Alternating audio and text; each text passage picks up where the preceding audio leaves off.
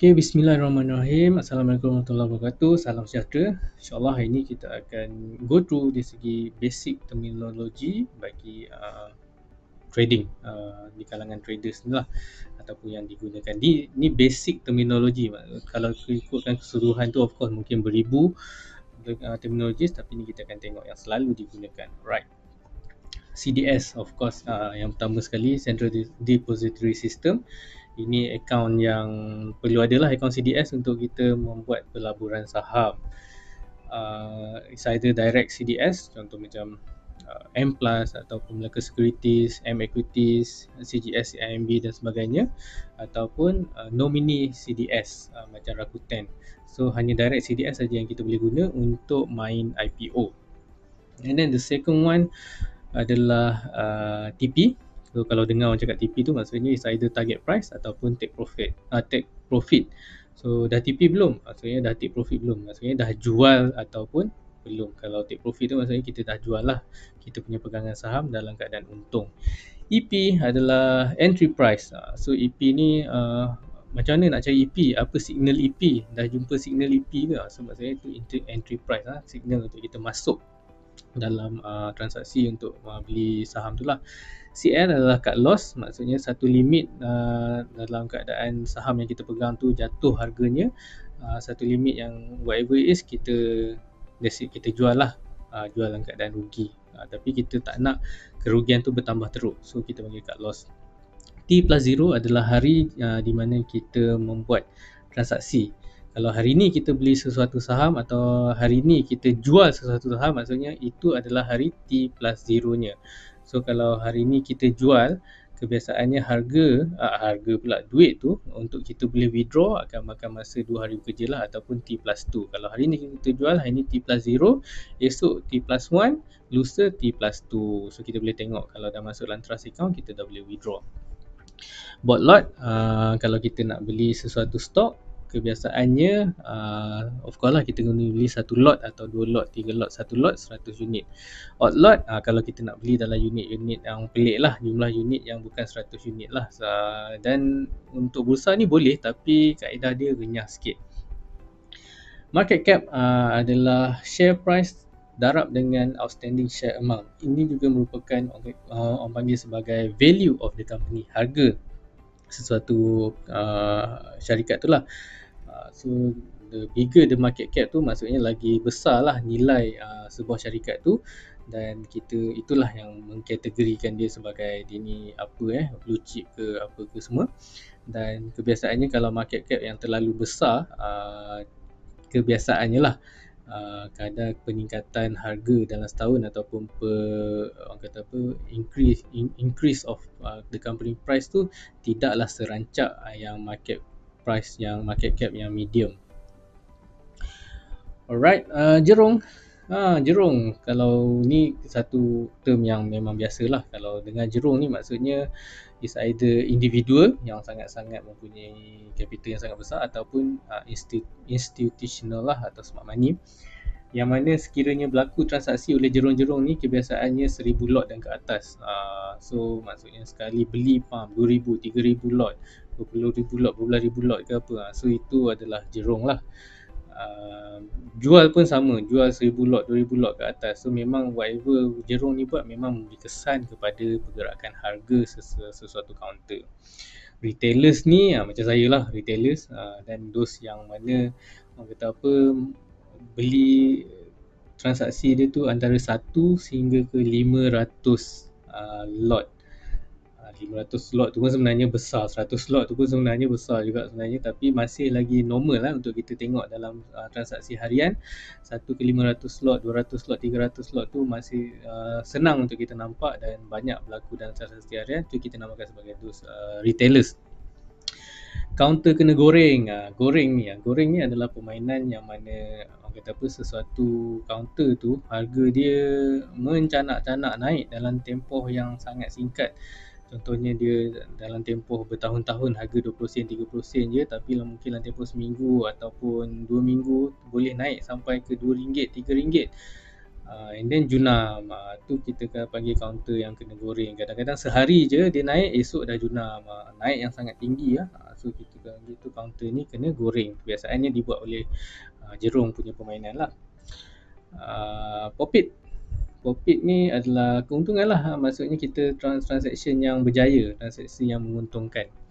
Ini berdarah. Berdarah ni maksudnya memang semua tengah merah lah. Kita beli portfolio kita, semua yang kita beli semuanya jatuh daripada harga yang kita beli, ataupun pasaran KLCI contohnya hari ni hari yang berdarah, yang mana indeks jatuh, keseluruhannya jatuh daripada harga close malam, so kita panggil hari yang berdarah. So that is the term normal lah.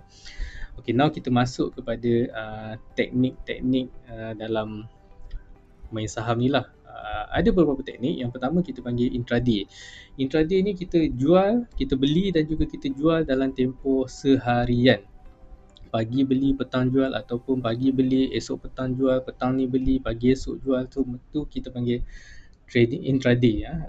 Orang kata apa, kaedah yang jual beli dalam tempoh sehari ataupun 2 hari lah. Super short term, dia pegang 2 hari lah. Hari ni beli, esok petang mungkin jual atau lebih. Daripada 2 hari sehingga ke 2 minggu tu kita boleh consider sebagai super short term lah. Traders, super short term traders. And then short term traders, those yang pegang sesuatu pegangan tu daripada 2 minggu, daripada 2 minggu sehingga ke sekurang-kurangnya sebulan atau sebulan lebih lah, sebulan setengah ke apa, itu dah short term. And then those yang pegang lebih daripada sebulan sampailah ke 3 bulan atau mungkin lajak ke, orang kata apa, dah mula mencecah dia punya pegangan tu breach quarter report. Maksudnya dia pegang daripada quarter report 1 sampailah quarter report kedua dia masih lagi pegang, tu kita panggil mid term traders. Maksudnya dia punya projection tu dah ada quarterly punya projection lah, dia punya target. Then long term traders adalah those yang pegang 3 bulan dan ke atas, mungkin sampai makan bertahun-tahun pun. Ni kita panggil long term traders. Contoh macam yang terkenal tu Warren Buffett lah. Dia orang kata apa, memang dia punya short term adalah 2 ke 3 tahun. Kebiasaannya Warren Buffett ni dia pegang sesuatu counter tu 15 ke 20 tahun. So maksudnya dia beli daripada syarikat tu betul-betul baru masuk market, dia buat value investment, value analysis mengenai keupayaan syarikat ni untuk berkembang dan sebagainya, daripada mungkin $1, $2 punya company, sampailah dia pegang sampailah syarikat tu bernilai 200-300 USD. So memang keuntungan dia common, beribu-ribu persen. And then yang terakhir sekali adalah scalping. Teknik scalping ni adalah teknik yang sangat berisiko dan memberikan pulangan yang tinggi, tapi orang kata apa, perlu kepada knowledge yang sangat dalam lah mengenai, dan juga teknik yang sangat strong. Scalping ni maksudnya jual dan beli tu dalam tempoh yang sangat singkat, mungkin 10 minit, 5 minit, setengah jam atau beberapa jam sahaja. So scalpers ni kebiasaannya akan menggunakan modal yang besar sebab target dia tak banyak. Sebab target dia adalah mungkin 2 atau 3 kenaikan harga saja, 2 atau 3 pips saja daripada dia beli tu, dan dia akan jual. So bila dia jual tu, walaupun 2-3 pips saja naik, tapi dah untung boleh kadang-kadang mencecah ribuan. So memang scalpers ni dalam sehari tu dia mungkin beberapa transaction yang dia buat mungkin dalam sehari saja, walaupun dia retailers, boleh menjana dalam 3,000 ke 4,000 ringgit scalper. Tapi sangat-sangat berisiko dan perlu kepada knowledge of trading dan bacaan teknik chart yang sangat mendalam lah. So semua jenis teknik ni, setiap jenis teknik tu memerlukan kaedah analisa yang berbeza. Kalau dah masuk mid term dan juga long term tu, kita memang kena pandailah baca dari segi fundamental analysis of the company. Even short term pun, kalau nak pegang kepada lebih, nak dekat sebulan 2 bulan tu, kita dah kena tengok kepada fundamental analysis. Tapi anything lower than that, kalau nak pegang mungkin seminggu atau 2 minggu je, memang boleh rely on technical analysis ataupun pergerakan carta saham sahaja. Tapi kalau kita intend untuk pegang sesuatu stok tu lebih daripada 2-3 bulan dan sebagainya, memang kita dah kena tengok dah dia punya financial ratio dan sebagainya, in overall fundamental analysis, keadaan bursa, market strength macam mana, keadaan even the political environment dan sebagainya, semua tu kena baca. So that's why orang kata apa, teknik-teknik ni memerlukan kepada kaedah analisis yang berbeza lah sebelum kita masuk buat transaction. Even scalpers memang purely dia tak, scalpers ni tak kisahlah counter tu counter yang tengah buat kerugian ke, counter tu tengah satu syarikat yang rugi ke apa dan sebagainya, sebab dia memang dia masuk dalam 10 minit 5 minit dia keluar. Then dia dah take profit dah. So scalper memang purely rely on technical analysis, and dia punya time frame pun dia baca dalam saat within 30 second ataupun 1 minute punya chart. So memang okay.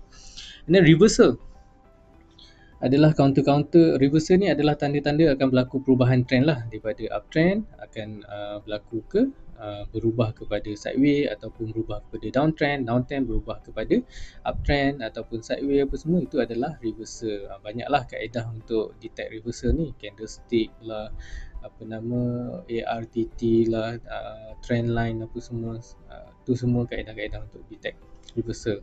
Limit up dan juga limit down. Okey, dalam pasaran saham ni, bursa especially, dia dah ditetapkan maksimum untuk naik dan maksimum untuk rugi sesuatu counter tu. Maksimum naik 30%, maksimum limit down juga 30%. Maksudnya kalau stok tu harga dia RM1, maksimum dia boleh meletup dalam sehari tu adalah naik 30% jadi RM1.30. Maksimum dia boleh jatuh juga adalah 30%, iaitu 30% kat lah. Maksudnya maksimum boleh jatuh sehari adalah 30% jadi RM70.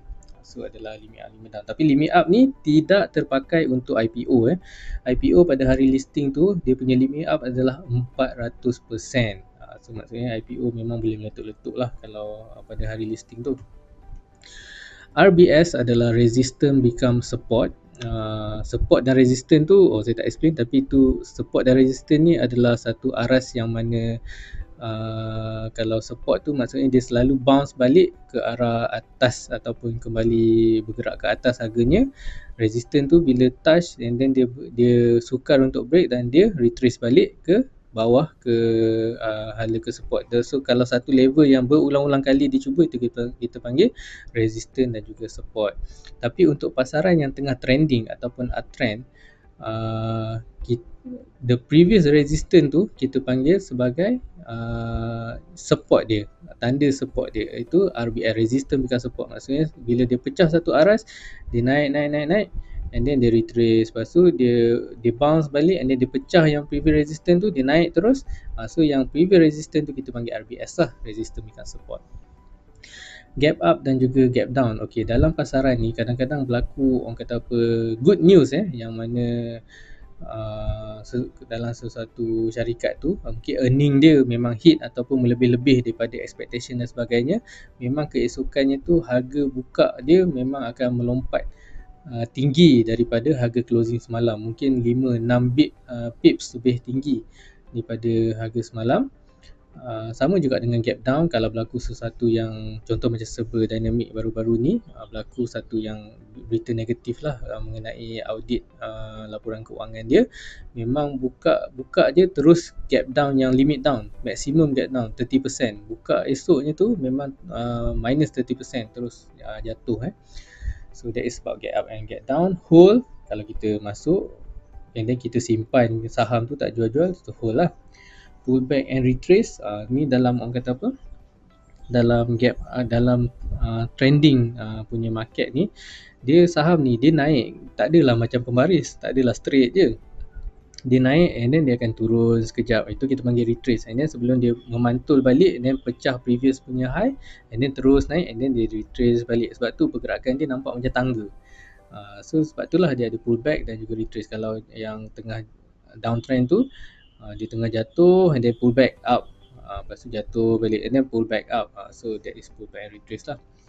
Rebound, macam biasalah harga bound balik lah.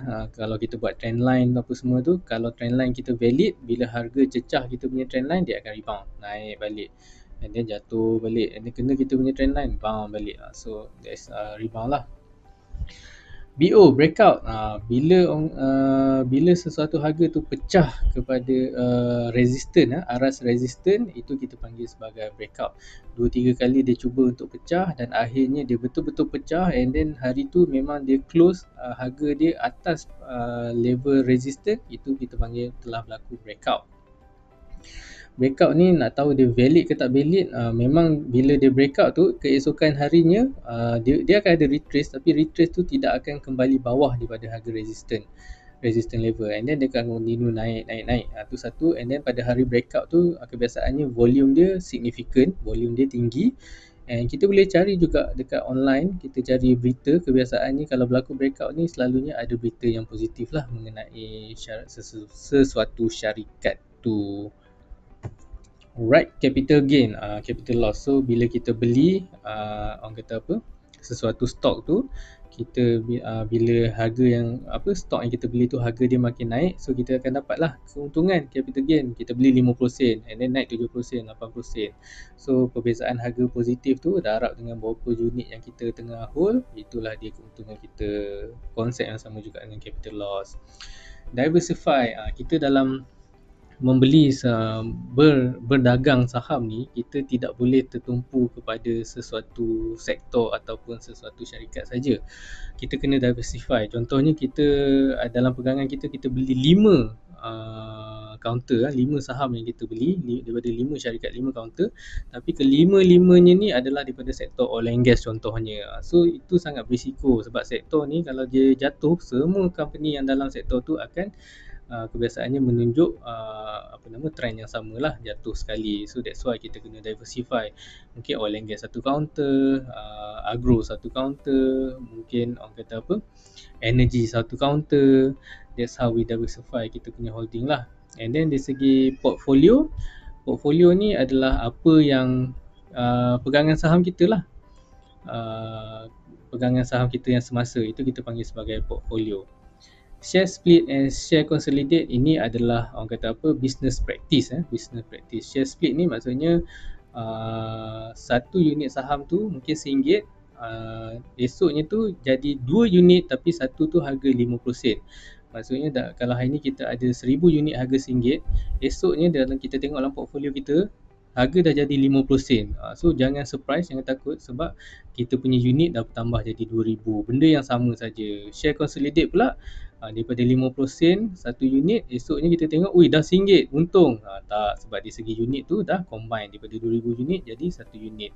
So sebenarnya share split adalah menunjukkan satu business practice yang sihat. Manakala share consolidate tu orang kata bukanlah satu petanda bisnes yang positif lah, sebab share split ni maksudnya pasaran dia dah tepu, so dia terpaksa pecahkan dan harga tu orang kata direndahkan supaya market dia menjadi kembali liquid dan lebih ramai orang boleh invest. So itu saja mengenai terminologi asas yang sepatutnya kita tahulah sebelum kita berdagang. Alright, that's all.